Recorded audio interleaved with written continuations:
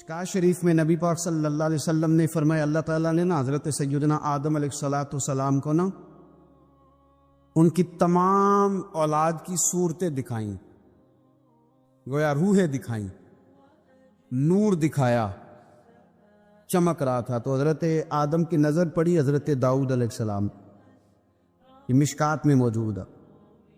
تو آپ نے دیکھا بڑے خوبصورت ہیں حضرت داؤد علیہ السلام، تو فرمایا یہ میرا بیٹا بڑا سینو جمیلہ، عمر کتنی ہوگی اس کی؟ تو فرشتے نے عرض کی حضور 60 سال۔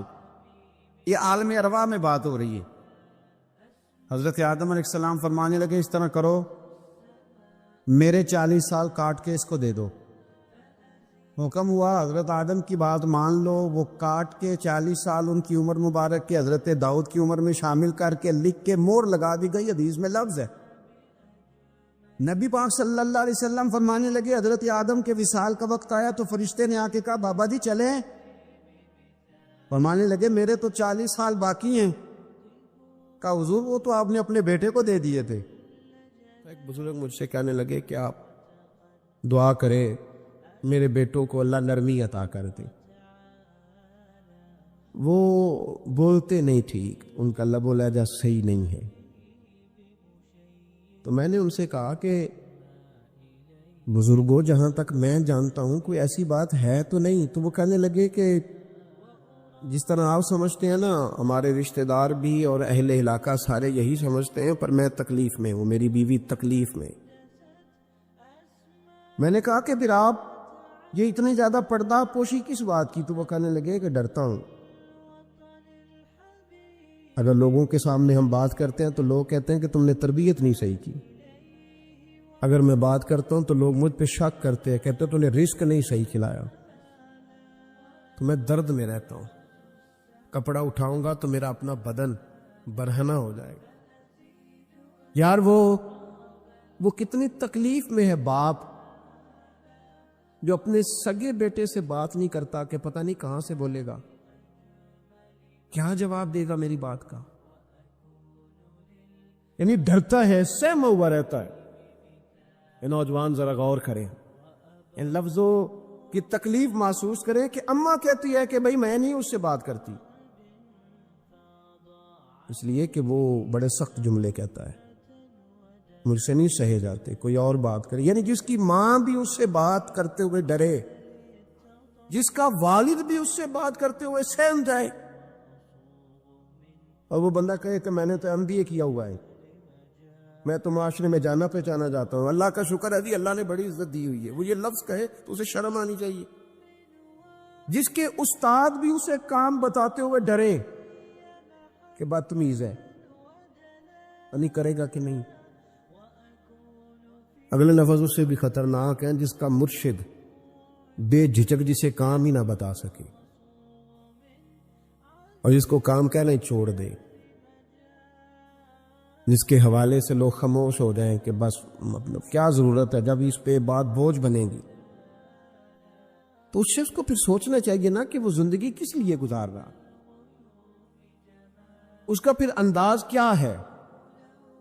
بزرگ جن کی وجہ سے تکلیف میں ہوں، آزمائش میں ہوں، درد میں ہوں، اور یار جو آدمی نیک ہو رب فرماتا ہے اس کا تو میں حیا کرتا ہوں، اللہ کہتا ہے اس کی تو میں قدر کرتا ہوں، میں اس کی۔ دیکھیں نا میرے نبی کریم صلی اللہ علیہ وسلم نے فرمایا جب سفید داڑھی والا شخص قبر میں جاتا ہے، یہ ترمذی کی حدیث ہے، تو رب کریم فرماتا ہے فرشتوں اسے عذاب نہ دینا، مجھے حیا آتی ہے، یہ سفید بال لے کے آ گیا۔ تو جس کی اللہ حیا کرے اس کی میں نہ کروں، اس کی نوجوان نہ کرے، اس کا سیان، جس کی اللہ حیا کرے اس کی ہم حیا ہی نہ کریں، ہمارا لب و لہجہ خطرناک اور خوفناک حد تک چلا جائے، ہمیں ڈھب اور سلیقہ ہی نہ ہو، ہم کہیں او گرم خون ہے جی ذرا احتیاط سے بات کرنا، کیا معنی ہوا اس بات کا؟ گرم خون اور ہوتا ہے اور بے ادبی والا خون اور ہوتا ہے، ان دونوں میں فرق ہوتا ہے۔ حضرت سعد بن معاذ رضی اللہ تعالیٰ عنہ نبی پاک صلی اللہ علیہ وسلم کے پاس آئے تو ان کے قبیلے کے کچھ نوجوان بھی وہاں بیٹھے تھے۔ حضرت سعد بن معاذ ان میں سے بوڑھے تھے، بزرگ تھے، اور جب وہ آئے تو وہ نوجوان بیٹھے رہے نبی کریم صلی اللہ تعالیٰ علیہ وآلہ وسلم نے پہلے ان نوجوانوں کو دیکھا، جناب کے ساتھ کچھ دیر رہے اور چلے گئے، تو اللہ کے رسول علیہ السلام نے فرمایا تمہارے قبیلے کا بڑا تھا، تم نے اٹھ کے استقبال ہی نہیں کیا، تم نے توجہ ہی نہیں کی، تم نے اعزاز ہی نہیں دیا، تم نے یہ خیال نہیں کیا کہ ایک بڑا آیا ہے، تم نے اس کو تکلیف دی۔ اعزاز، اکرام، بھائی کیا حرج ہوتا ہے تھوڑا سا اگر کسی بزرگ کو جگہ آگے دے دی جائے؟ اس میں کیا فرق پڑتا ہے کہ اگر آپ کسی لائن میں لگے ہوئے ہیں تو کسی بوڑھے کو کہیں کہ جناب بابا جی آپ آ جائیں۔ او میرے بھائی، کون سا وجود کا کوئی حصہ ٹوٹ جاتا ہے اگر کسی ضعیف کو، کسی بوڑھے کو یہ کہا جائے کہ آپ لائن سے نکل جائیں اور یہ بل مجھے دے دے، میں جمع کرا دیتا ہوں؟ کیا تکلیف ہوتی؟ ہمارے ہاں تو بوڑھوں کی چارپائیاں گھر میں اب علیحدہ رہتی ہیں، الگ رہتی۔ بیٹا اے سی والے کمرے سے نکلتا ہے اور وضاحت دیتا ہے ہر آنے جانے والوں کو کہ ابا جی کی ہڈیاں درد کرتی ہیں، لہذا وہ اے سی والے کمرے میں رہنا پسند نہیں کرتے۔ تو میں تو کہتا ہوں کہ یہ وضاحت آپ کو کیوں دینی پڑی؟ یہ بات تو ابا جی کو کرنی چاہیے تھی۔ یہ وضاحت جو آپ نے دی ہے یہ تو ابا جی کو دینے والی وضاحت تھی، آپ نے کیوں دی؟ ابا جی کے لیے اس طرح کا کمرہ ہے گھر میں جس طرح کا سٹور ہوتا ہے نا پرانے کپڑے رکھنے والا، وہ کمرہ ہے۔ حدیث سنانے لگا ہوں، اللہ کرے آپ کو یاد رہ جائے، اللہ کرے آپ کو یاد رہے۔ مشکات کی حدیث ہے، بڑے خوبصورت لفظ ہیں میرے نبی کریم علیہ الصلوۃ والسلام نے فرمایا رب جو تمہیں روزی دیتا ہے نا یہ تمہارے ضعیفوں کی برکت سے دیتا ہے۔ وہ جو 90 سال کی اماں گھر میں ضعیف پڑی ہے نا، اسے سکریب کا مال نہ سمجھنا۔ تیرے اوپر جو خدا کا کرم برس رہا ہے تو اس بوڑھی کی وجہ سے برس رہا ہے، اس بوڑھی کی وجہ سے برس رہا ہے۔ اور نبی کریم علیہ الصلوۃ والسلام نے ارشاد فرمایا، سن اور یاد رکھ، فرمایا رب تم سے ناراض ہوتا ہے، وہ بارشیں روکنا چاہتا ہے، تمہیں قحط میں مبتلا کرنا چاہتا ہے، لیکن تمہارے ضعیفوں کے سبب تمہیں بارشیں عطا کر دیتا ہے، تمہارے کمزوروں کے۔ اس کمزور سے کوئی بیمار بھی مراد لیا جا سکتا ہے، عورت اور بچی بھی مراد لی جا سکتی ہے، بوڑھے لوگ بھی مراد لیے ہیں شارحین حدیث میں۔ ان کے سبب سے اللہ تم پر بارشیں برساتا ہے۔ تو جو تیرے لیے ذریعہ بخشش ہے، جو تیرے گھر میں رزق آنے کا سبب ہے، ان کی باتیں تو لگتی ہیں بری، ان کو تو حکا دے کونے میں بٹھا دیا ہے۔ اور اگر کبھی دل کرے تو تعارف کراتے ہیں آنے والے مہمانوں سے کہ یہ ابا جی ہے، اس سے زیادہ کوئی ان کا گھر میں کردار نظر نہیں آتا۔ یہ ظلم ہے، یہ زیادتی ہے۔ بوڑھوں کا اکرام کرنا، ان کو پیار دینا، ان کو اعزاز دینا، ان کو ہمیشہ سربراہ بنا کے رکھنا، ان کے ساتھ اس طرح کا رویہ رکھنا کہ جیسے کسی بڑے شان والے آدمی۔ میں اکثر یہ رونا روتا ہوں، میں کہتا ہوں کہ ابے کی بھی عزت ہو سکتی ہے، بشرط یہ ہے کہ ابا امیر ہونا چاہیے۔ اگر تو ہو نا 6-7 مربع زمین کا مالک تو پھر تو پوتے کیا پڑ پوتے بھی پیر دباتے، لیکن اگر اس بوڑھے بیچارے کو بچوں سے خرچہ لینا پڑے تو پھر اس بیچارے کی کوئی حیثیت ہے؟ ہمارے استاد ایک بات سنایا کرتے تھے، وہ کہتے تھے کہ ایک آدمی نے دعوت پکائی ولیمے کی تو اس نے باہر پہرے دار کھڑے کیے، کہا کوئی غریب آدمی نہ اندر آئے، سارے امیر ہی آئیں۔ اور میرا تجربہ یہ ہے کہ اب غریبوں کو شوق ہو گیا امیروں کو دعوت دینے کا۔ ناراض تو نہیں ہو گئے آپ لوگ؟ یہ میں تجربے کی بات کر رہا ہوں۔ کبھی کسی غریب کے فنکشن میں جانے کا اتفاق ہوتا ہے نا تو مجھے یوں لگتا ہے کہ اس کا دل تھا کہ غریب کوئی بھی نہ آئے۔ غریب کو دعوت دینا پسند ہے تو امیر تو پہلے نہیں اسے بلاتا، تو پھر بلائے گا کون؟ اس نے شیخ صاحب نے ولیمہ اپنے بیٹے کا کیا تو باہر جو پہرے دار تھے ان سے کہا کہ کوئی غریب آدمی اندر نہ آئے، امیر بندے صرف۔ اور نبی پاک صلی اللہ علیہ وسلم نے ایسے ولیمے پر لعنت برسائی ہے، فرمایا لعنتیا وہ دعوت جس میں صرف امیر آئیں اور غریب نہ آئیں۔ اس نے کہا بھی صرف نہ امیر لوگ آئیں، تو ایک بندہ تھا بڑا امیر لیکن بیچارہ نہ کہیں کام کاج سے اٹھ کے ہی آ گیا، تو کپڑوں کو اسی طرح مٹی وٹی لگی ہوئی، تو دیر ہو رہی تھی، گھر جاتا چینج کرنے تو لیٹ ہو جاتا، تو ایسے ہی آ گیا۔ جب وہ آیا تو پہرے دار کھڑا تو اس نے کہا دوڑ جا، تیرا کوئی مطلب نہیں ہے یہاں۔ اس نے کہا یار میں سیٹھ آدمی ہوں، بدلا کپڑے نہیں بدلے۔ اس نے کہا سیٹھ ہوتا تو تیرے کپڑوں سے پتہ نہ چلتا۔ میرے بھائی وہ شخص کہتا ہے کہ میں نے کہا مجھے جانے دو اندر. کہنے نہیں تیرے کپڑے نہیں دعوت والے. کہتا ہے میں وہاں سے واپس گیا دوڑا. آپ کو پتا ہے نا کپڑے بھی اب اللہ خیر کرے. ایک سنگی نو میں ایک دن کیا تو کالی اینک لائی سی خیر ہے کہندا موٹر سائیکل تے کٹا پیندا ہے. کوئی دنوں تو بعد کار وچ بھی لا کے بیٹھا سی. میں کہ ہن کنوں میں کی پوچھاں, ہن تے بہتر ہے اینو چٹی سوٹی بھی نال دیاں. بھئی کیا اس سے انسان کا قد بڑھتا ہے, کوئی ہے بات کرنے والی. جہاز میں اس دفعہ میں واپس آ رہا تھا تو جہاز میں ایک نوجوان کالی اینک لگا کے پھر رہا ہے. اب ڈر لگتا ہے نا, آپ کو پتا ہے کسی سے بات کریں گے وہ کیا جواب دے گا. تو کیا ان چیزوں سے قد بڑا ہوتا ہے آدمی کا کہ وہ تھوڑا سا جناب مطلب باہر آئے. مجھے تو کمزور لگتے ہیں ایسے لوگ. اپنے لب و لہجے میں, اپنے انداز میں, اپنی طبیعت کے حساب سے, اپنے اسٹائل میں آپ زندہ رہیں. یہ سچ ہے اور یہ اصل ہے. یہ سچ ہے اور یہ اپنی زندگی اپنے اسٹیٹس کے مطابق, طبیعت کے مطابق گزارنا, یہی سچ ہے اور یہی اصل ہے. اسی میں انسان کا حسن ہے, اسی میں اس کا وقار ہے. اللہ تعالیٰ سمجھنے کی توفیق عطا فرمائے.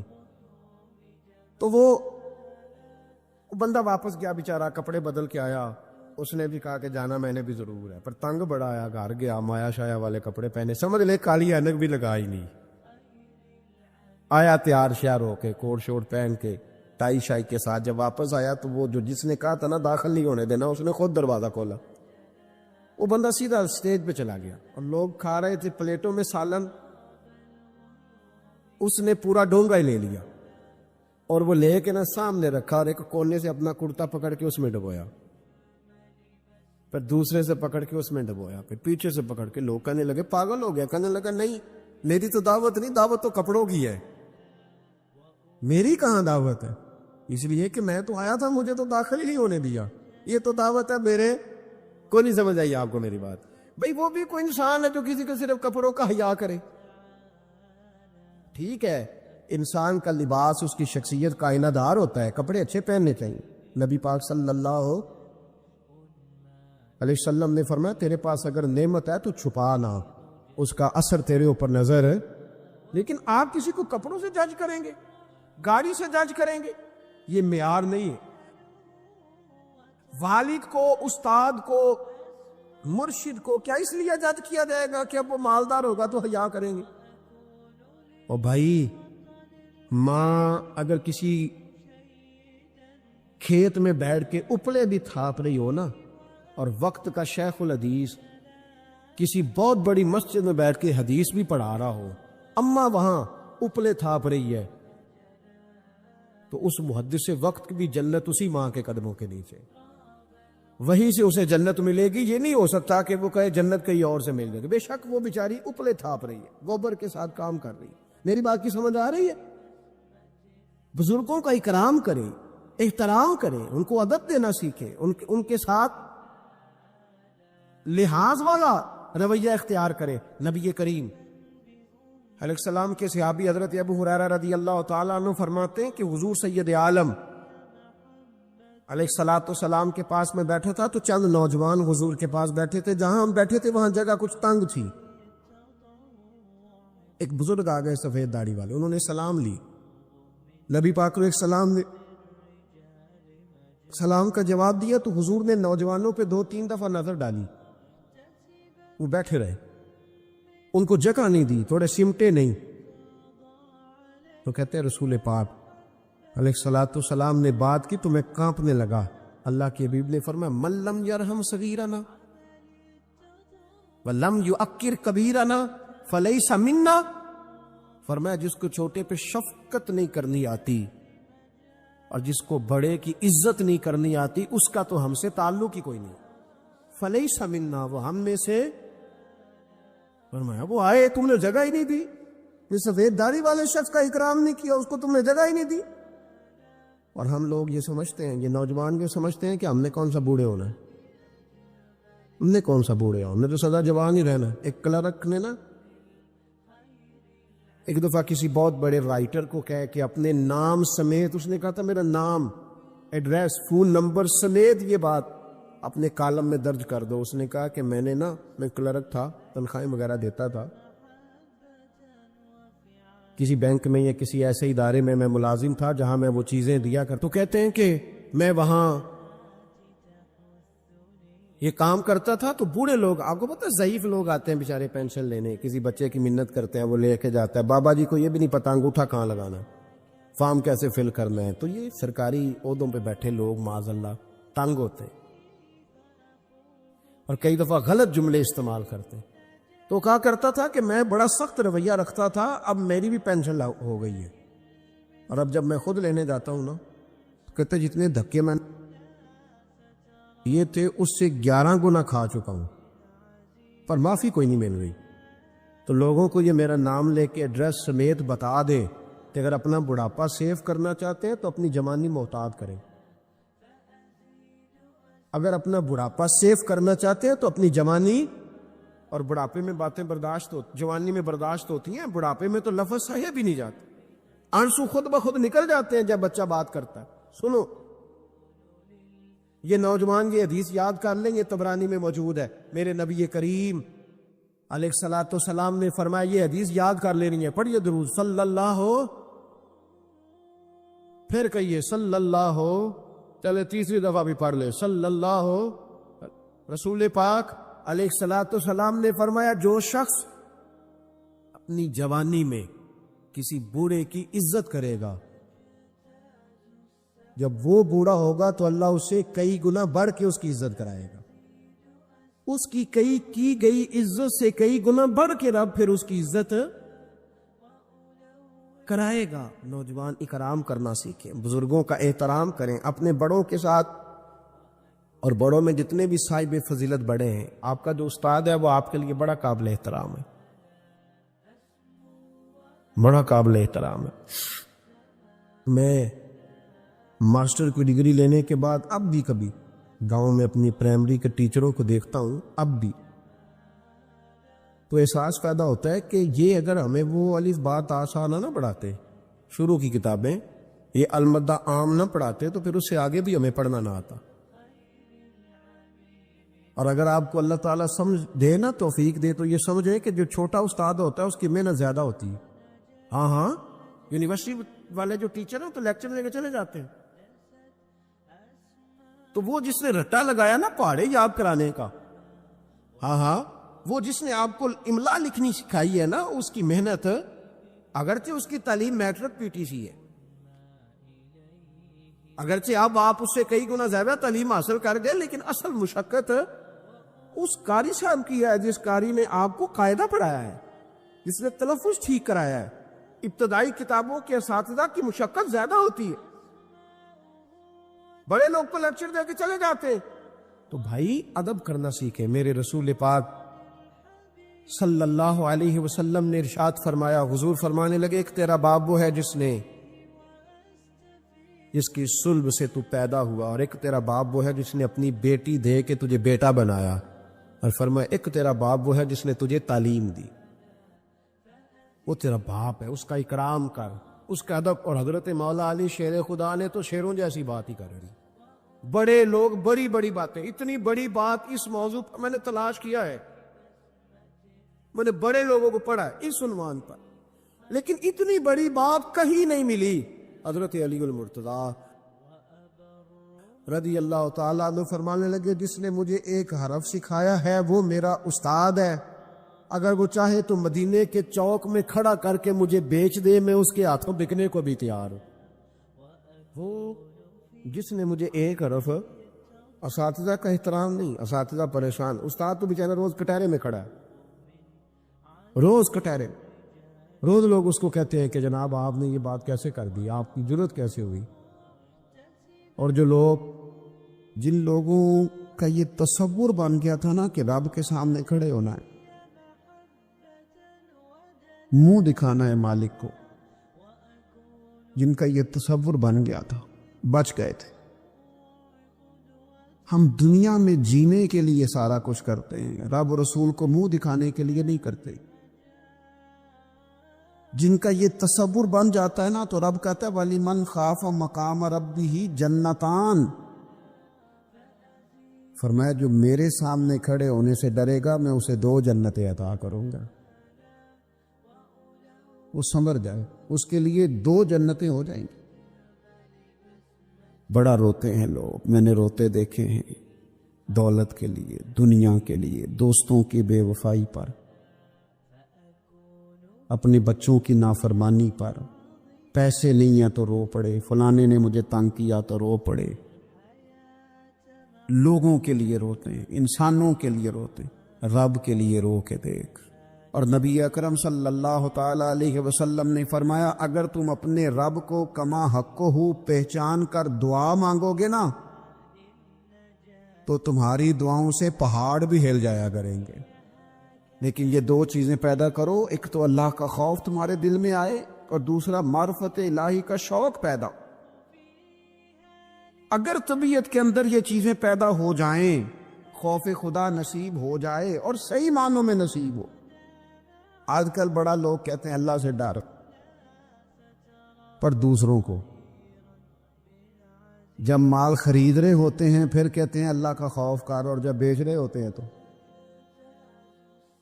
جب کسی کو پیغام دین دے رہے ہوتے ہیں تو کہتے ہیں اللہ کا خوف کر، اور جب تیرے تک بات پہنچتی ہے تو پھر معاملہ ختم ہو گیا۔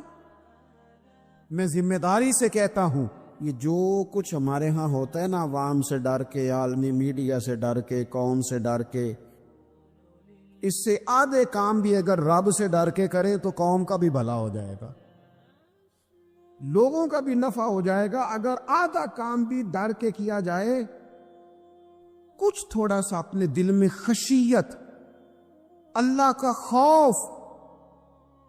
حضور فرمانے لگے جتنا مکھی اور مچھر کا پر ہوتا ہے نا، اگر اتنے آنسو رب کے خوف سے تیری آنکھ سے نکل گئے تو حضور فرماتے ہیں جس طرح بھینس کے تھنوں سے نکلا ہوا دودھ دوبارہ تھنوں میں نہیں نہ جاتا، اگر کوئی اتنا بھی رو پڑا جتنا مکھی اور مچھر کا پر ہوتا ہے تو اس بندے کو اللہ دوزخ میں داخل نہیں کرے گا۔ شرط کیا ہے؟ اللہ کے خوف سے، رب کے خالصتاً اللہ کے خوف سے۔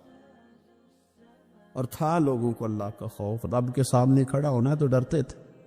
حضرت عمر کا جب آخری وقت آیا تھا تو اپنے بیٹے سے کہا تھا مجھے اٹھا کے زمین پہ رکھ دو، میں اپنی پیشانی زمین پہ رکھ کے اپنے رب سے معافی مانگ۔ حضرت عثمان غنی جیسے لوگ جب قبر کو دیکھ لیتے تھے تو پھر تڑپ کے ان کی ساری داڑھی آنسوؤں سے بھر جاتی۔ حضرت مولا علی شیر خدا رضی اللہ تعالیٰ عنہ نماز کی نیت باندھنے لگتے تو وجود کانپتا، راشا طاری ہو جاتا۔ علی آپ تو شیر ہیں میدانوں کے، ہزاروں لاکھوں تلواروں کے بیچ کبھی نہیں لڑکھڑائے، لیکن یہاں رب کی بارگاہ میں آتے کانپ کیوں گئے؟ تو فرمانے لگے تمہیں پتہ نہیں کس کی بارگاہ میں حاضر ہونے لگا ہوں؟ اس سے ڈر آتا ہے، مالک کے حضور آ گیا، ڈر آتا، ڈرتے تھے۔ میرے نبی پاک علیہ السلام نے فرمایا اللہ کا خوف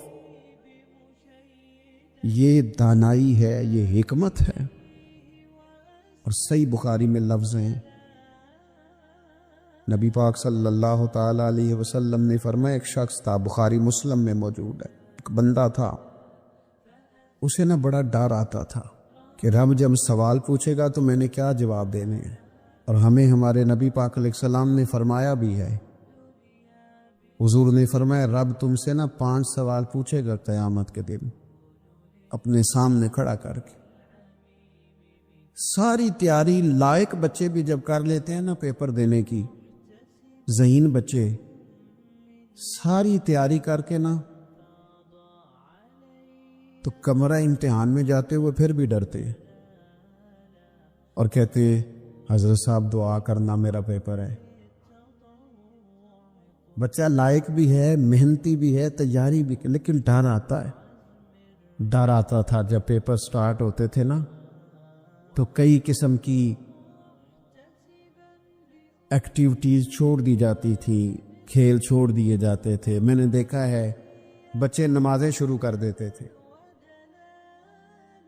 ڈر آتا ہے کہیں پیپر میں کمی نہ کوئی رہ جائے۔ دنیا کے پیپر کے بارے میں یہ معاملہ ہے، اور جب صبح قیامت سوال جواب کیے جائے حضور فرماتے ہیں 5 سوال رب پوچھے گا تم سے قیامت میں۔ سب سے پہلی بات، میں نے تمہیں عمر دی تھی، کہاں گزاری تم نے؟ ضائع کر دیا ٹائم سارا، ادھر ادھر بھاگتے آتے جاتے مال کماتے۔ اور پھر عمر میں ایک بہترین حصہ جوانی ہے۔ حضور فرماتے ایک سوال یہ ہوگا، دوسرا جوانی کہاں گزاری؟ اور تیسرا سوال پوچھا جائے گا، بتاؤ مال کہاں سے کمایا، ذرائع کیا تھے، جائز طریقہ اختیار کیا کہ ناجائز؟ اور چوتھا سوال یہ ہوگا، یہ بتاؤ تم نے خرچ کہاں کیا؟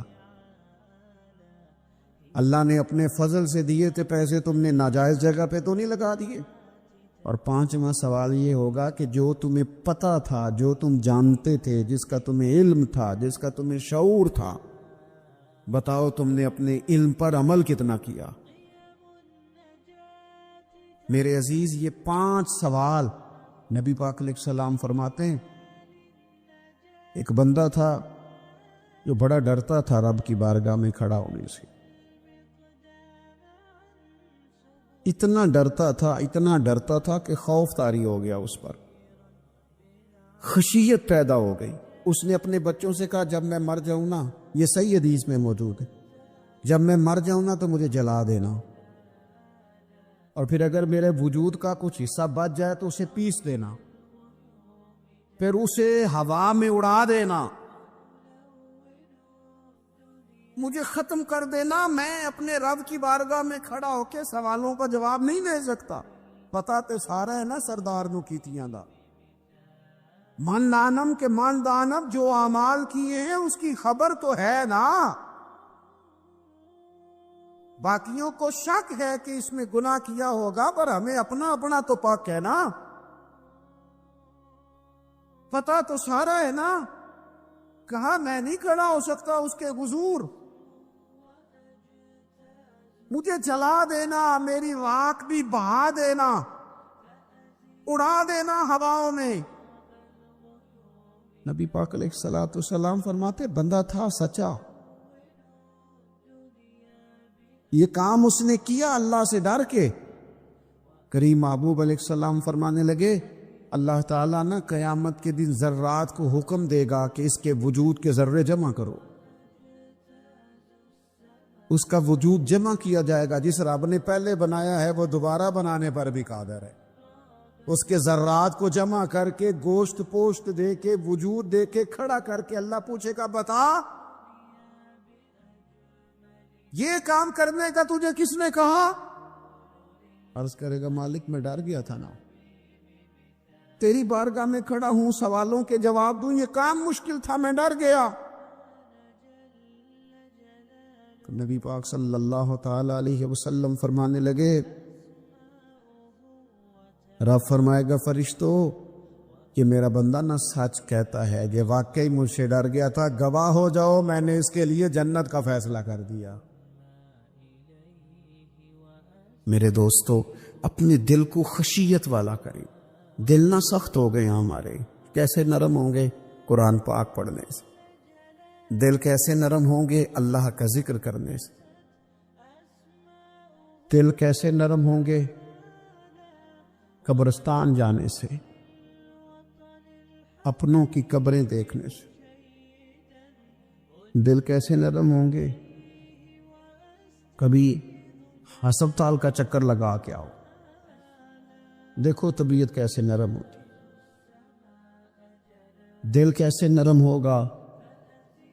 کسی کے دکھ کو دکھ سمجھنے سے۔ دل کیسے نرم ہوگا؟ اللہ کی مخلوق سے محبت کرنے سے۔ دل کیسے نرم ہوگا؟ تنہائی میں رب کی بارگاہ میں رونے سے۔ دل کیسے نرم ہوگا؟ خالص اللہ کی رضا سے کسی کی خدمت کرنے سے۔ دل کیسے نرم ہوگا؟ یتیم کے سر پہ ہاتھ پھیرنے سے۔ دل کیسے نرم ہوگا؟ جب ہم اپنے مالک کی بارگاہ میں بیٹھ کے لمبی دعائیں مانگیں گے۔ دلوں کو نرم کرنے کی طرف لاؤ، اللہ کا خوف خشیت اپنی طبیعت میں پیدا کرو۔ اس سے پہلے کہ تندرست جسم بیمار ہونے لگے. ڈاکٹر کہتے ہیں پتہ ہی نہیں چل رہا، رپورٹیں تو ٹھیک ہیں ساری، سمجھ نہیں آ رہی. ہمارے ہاتھوں سے کئی لوگ نکل گئے، کوئی پتہ نہیں چلا. دیر کے بعد خیال آیا کہ صبح بتایا تھا ڈاکٹر نے کہ تو لاہور چلا جا، یہ کبھی رات کو بتا دیتا نا. ہاتھوں سے نکل گئے بڑے لوگ، بڑی چیزیں نکل گئی. ہماری تیاری ہے سب کی، وہاں جانے سے کسی کو مفر نہیں اور کسی کو مکر نہیں. جانا ہے اپنی زندگی کے اندر خشیت الہی. کچھ کام فقط اس لیے چھوڑ دے، کوئی ہمیں روکنے والا نہیں، ٹوکنے والا نہیں، منع کرنے والا نہیں، دیکھنے والا نہیں. اس لیے چھوڑ دو کہ میرا رب نہ ناراض ہو جائے. کسی کی ہمیں مجبوری نہیں، کسی کی ہمیں پابندی نہیں، کوئی کسی کی طاقت نہیں ہمیں کہہ سکے، لیکن کچھ کام فقط اس لیے شروع کر دو کہ میرا اللہ راضی ہو جائے. ہمارے صوفیاء فرماتے ہیں کہ کسی بندے کے دل میں نا،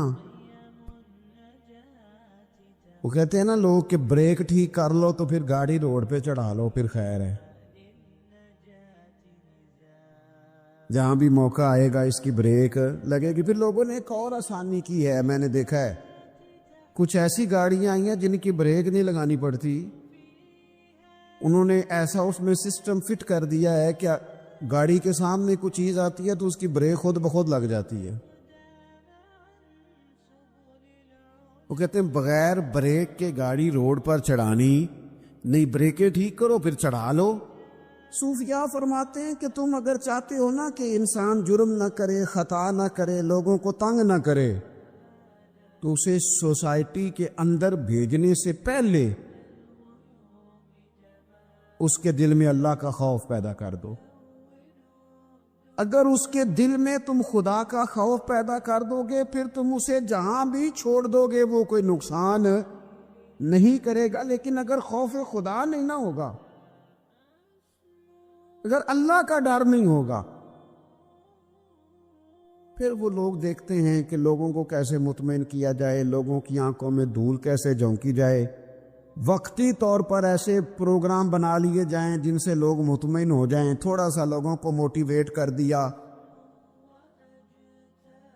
کوئی تھوڑا سا بتا دیا، کوئی تھوڑا ریلیف دے دیا، کچھ تھوڑی سی ایسی کہانی بنا دی جس سے ووٹر مطمئن ہو جائیں. لیکن فی نفس سے ہی بندہ نیک کب ہوتا ہے؟ میرا رب فرماتا ہے ان الذین یخشون ربہم بالغیب، وہ لوگ جو اپنے رب سے ڈرتے ہیں پر بن دیکھے ہی ڈرتے ہیں. ان الذین یخشون ربہم بالغیب لہم مغفرۃ واجر کبیر. قربان جائیں. فرمایا بے شک وہ لوگ جو اپنے رب سے بغیر دیکھے ڈرتے ہیں، اللہ تعالیٰ نے ان کے لیے بخشش بھی رکھی ہے اور بہت بڑا اجر تیار کیا ہوا ہے بغیر دیکھے. یہ جب بندے کو چیز نصیب ہوتی ہے نا کہ وہ اللہ تعالیٰ سے ڈرتا ہے، پھر وہ بندہ دانا ہو جاتا ہے، پھر وہ بندہ معاملہ فہم ہو جاتا ہے، وہ بندہ سمجھدار ہو جاتا ہے. قرآن مجید نے کہا یا ایھا الذین آمنوا ان تتقوا اللہ یجعل لکم فرقان. میرا دل کرتا ہے کہ امت مسلمہ اس آیت کو یاد کر لے. رب فرماتے ہیں اے ایمان والو، اگر تم اللہ سے ڈرو گے نا تو اللہ تعالیٰ تمہیں حق اور باطل میں تمیز کرنے کی قوت عطا فرما دے گا. تم اپنے دل میں رب کو جواب دینے کا تصور پیدا کرو، اللہ تمہارے فیصلے درست کرا دے گا. اور میرے نبی پاک صلی اللہ تعالی علیہ وسلم نے فرمایا یہ جو اللہ کا خوف ہے نا، یہ حکمت کی بنیاد ہے، یہ دانائی کی بنیاد. اللہ کا خوف ہے، یہ بنیاد ہے، اس کی وجہ سے لوگ دانا ہوتے ہیں.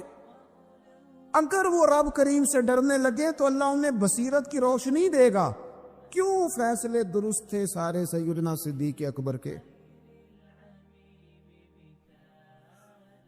اس لیے درست تھے کہ ان کے دلوں میں رب کا خوف موجود تھا. بڑی فضیلتیں انہیں حاصل تھیں، بڑی عظمتیں حاصل تھیں، لیکن کسی جگہ بھی کسی مقام پر بھی ان کے قدم لڑکھڑاتے کیوں نہیں تھے؟ بڑے انہوں نے بھی زندگی کے اندر تکلیفیں دیکھی، بڑے بوجھ دیکھے، بڑی دھوپ چھاؤں دیکھی، لیکن مضبوط کیوں رہے؟ حضرت سعد بن ربیع رضی اللہ تعالیٰ عنہ ایک جنگ میں شہید ہو گئے تھے، جنگ احد میں. تو ان کی بیٹی ایک دن آئی حضرت صدیق اکبر کے پاس، امیر المومنین کے پاس کسی کام سے. تو جناب سیدنا صدیق اکبر رضی اللہ تعالیٰ عنہ نے نہ چادر بچھا کے اس بیٹی کو بٹھایا، اور خود حضرت صدیق اکبر چادر سے نیچے بیٹھ گئے، خود زمین پہ ہیں. اسے آپ نے اعزاز کے ساتھ کپڑے پہ بٹھا رکھا ہے. حضرت عمر فاروق رضی اللہ تعالیٰ عنہ آئے اور آ کے عرض کرنے لگے، حضور یہ خاتون کون ہے، بیٹی کون ہے جس کو آپ نے اس قدر زیادہ فضیلت کی جگہ پہ بٹھایا ہے؟ تو حضرت صدیق اکبر رضی اللہ تعالیٰ عنہ فرمانے لگے کہ یہ اس شخص کی بیٹی ہے جو تم سے بھی افضل تھا، مجھ سے بھی افضل تھا. تو حضرت عمر فاروق رضی اللہ تعالیٰ عنہ عرض کرنے لگے، حضور ہم تو یہ سمجھتے ہیں کہ نبیوں کے بعد سب سے افضل آپ ہی ہیں، تو یہ جو آپ سے بھی افضل تھا اس کا کیا معنی ہے؟ حضرت صدیق اکبر فرمانے لگے، وہ لوگ کتنے افضل تھے جنہوں نے حضور کی موجودگی میں اپنی جان اپنی رب کی بارگاہ میں پیش کر دی. حضور کے مقدس ہاتھوں میں جن لوگوں کی روحیں پرواز کر گئیں وہ کتنے بڑے لوگ تھے. میری بات کو سمجھیے گا کہ ان لوگوں کے دلوں میں وہ جو عاجزی تھی، وہ جو اللہ تبارک و تعالیٰ کی معرفت تھی، اس نے کس طرح کا بنا دی. ہمارے ہاں یہ مسئلہ بن گیا ہے کہ ہم ہر ایک سے ڈر رہے ہیں، ہر ایک سے، برادری سے، قبیلے سے، داماد سے، بہو سے، فلانے سے، فلانے سے. میں نے دیکھا بڑے بڑے لوگ ڈرتے ہیں. آپ اگر ناراض نہ ہوں تو بعض والدین ہیں جو اولاد سے ڈرتے ہیں. ہاں میں نے کچھ ایسے دنیا دار پیر دیکھے ہیں جو مریدوں سے ڈرتے ہیں. میں نے ایسے لیڈر دیکھے ہیں جو اپنی عوام سے ڈرتے ہیں. کیوں؟ اس لیے کہ میرے نبی پاک علیہ السلام نے فرمایا جو رب سے نہ ڈرے پھر وہ سب سے ڈرتا ہے، اور فرمایا جو رب سے ڈر جائے اللہ مخلوق کا خوف اس کے دل سے نکال دیا کرتا ہے. یہ رب سے نہیں ڈرا تو یہ سب سے ڈرا ہے. اگر رب سے ڈرتا تو کسی سے نہ ڈرتا. اور حضور فرماتے ہیں دو خوف اللہ جمع نہیں کرے گا. تم اگر بے خوف زندگی گزارنا چاہتے ہو نا دنیا میں، تو ایک خوف پیدا کر لو، وہ رب کا خوف ہے. بے خوف ہو جاؤ. اور اگر تم یہ خوف پیدا نہیں کرتے پھر تو سائے سے ڈرو گے، پھر سانپ سے نہیں رسیوں سے ڈرو گے، پھر تو جگہ جگہ تمہیں کمزور کر دیا جائے، پھر تو لوگ ہر وقت تمہیں بھگائیں گے، ڈرائیں گے. ایک خوف پیدا کر لو اللہ کا، پھر دوسرا کوئی خوف قریب نہیں آئے گا. اور ایک معنی میں اور کہا اللہ دو خوف جمع نہیں کرے گا. حضور فرماتے ہیں تو دنیا میں رب سے ڈر جانا، رب تجھے آخرت میں نہیں ڈرائے گا. وہ جو اللہ کے ولیوں کے بارے میں کہا لا خوف علیہم ولا ہم یحزنون، کیا معنی ہے؟ دنیا میں انہیں صرف اللہ کا خوف تھا، باقی کسی کا خوف نہیں تھا. حضور فرماتے ہیں تو دنیا میں رب سے ڈر جا، قیامت میں تجھے نہیں ڈرائے گا. اور اگر تو دنیا میں نہیں نہ ڈرے گا پھر تو قیامت میں ڈرایا جائے گا.